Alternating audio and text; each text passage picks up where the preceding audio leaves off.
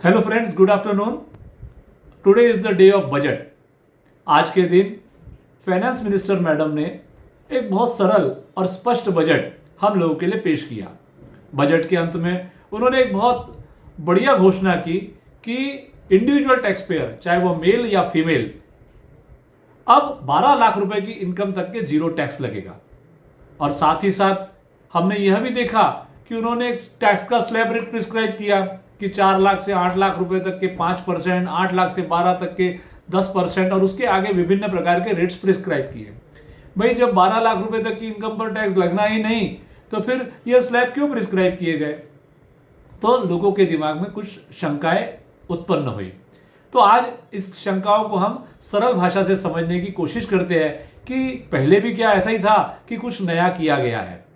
इससे कि पहले मैं इसका क्लैरिफिकेशन दूं, मैं बहुत ही हंसते और मुस्कुराते मन से आप सबको ये बताना चाहता हूं कि इस गवर्नमेंट ने अघोषित रूप से लाडली टैक्स पेयर योजना हम सबके लिए लाई है।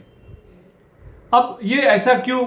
ऐसा इसीलिए कि जो इनकम हमने समझो 31 दिन 25 में कमाई, वैसी ही इनकम यदि हमने 31 दिन 26 में कमाई तो गवर्नमेंट को 1 लाख करोड़ का टैक्स रेवेन्यू का लॉस होने वाला है।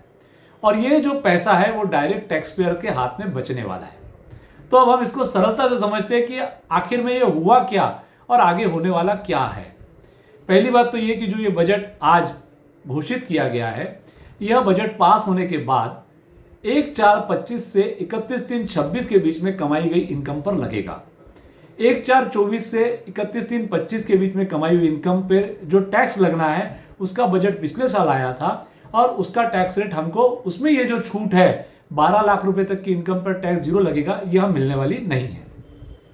तो होता क्या है, जो बेसिक एग्जेम्पशन लिमिट है वह पहले भी 3 लाख थी, अब उसे बढ़ाकर 4 लाख कर दिया गया। किया क्या है कि पहले 7 लाख रुपए की इनकम तक यदि होती थी, चाहे बिजनेस प्रोफेशन या अदर सोर्सेस, या थोड़ा सा कंफ्यूजन था कैपिटल गेन की इनकम भी यदि उसमें होती थी, तो हमारा 7 लाख रुपए की इनकम तक के टैक्स आता था 25,000 रुपया। तो वह पूरा 87A का एक रिबेट था। यदि हमारी इनकम 7 लाख से एग्जैक्ट कम है तो वह पूरा 25,000 रुपए का टैक्स हमारा माफ हो जाता था। अब किया क्या गया, यह जो 87A का रिबेट पहले 7 लाख रुपए तक की इनकम पर था, उसे बढ़ाकर के 12 लाख रुपए की इनकम तक ले जाया गया है। अब 31/3/26 को यदि हम बात करें तो 12 लाख रुपए की इनकम, जो नई टैक्स रिजीम है 115 BAC की, उसमें टैक्स आता है 60,000 रुपया। तो 87A का जो रिबेट है वह 25,000 रुपए से बढ़ाकर 60,000 कर दिया गया।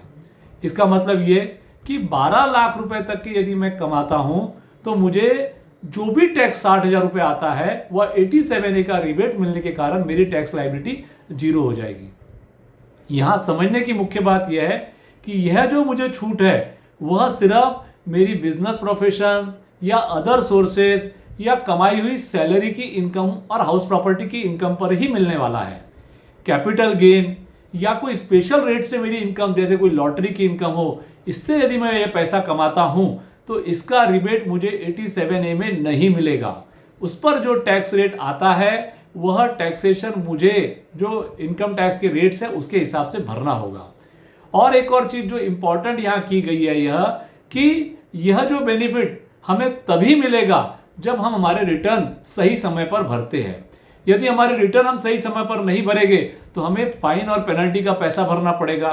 और यदि हम जो 31 दिसंबर की एक ड्यू डेट है उसके बाद यदि भरते हैं तो उसके बाद हमें अपडेटेड रिटर्न फाइल करना पड़ता है। तो 25, 50 या 60 या 70% तक का ऐसा पिछले 4 सालों के रिटर्न्स को यदि हम अपडेटेड रिटर्न भरते हैं तो यह भरना पड़ सकता है।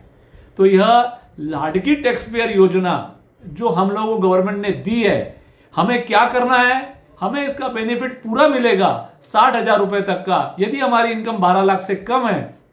और सैलरी वालों के लिए तो और बढ़िया, यदि इनकम 12,75,000 तक की होगी तो उन्हें 75,000 रुपए की एक्स्ट्रा छूट जो स्टैंडर्ड डिडक्शन मिलता है, तो उसके बाद उनकी इनकम 12 हो जाएगी और 12 पर 60,000 टैक्स आता है और वह 60,000 की पूरी छूट मिल जाएगी। हमें करना यह है कि हमारा रिटर्न हमें क्या है, समय पर भरना है, जिससे कि यह स्कीम हमें, इसकी स्कीम का पूरा बेनिफिट मिले और हम इस स्कीम का जो गवर्नमेंट हमको लाभ देना चाहती थी मिले। मैं गवर्नमेंट को आज के दिन धन्यवाद देना चाहता हूं कि उन्होंने ऑनेस्ट टैक्स पेयर्स के लिए जो हमेशा राष्ट्र निर्माण के लिए अपना खून पसीना एक करके जो टैक्स भरती है उसके लिए आपने टैक्स की जो बचत की है वह वाकई में काबिल तारीफ है।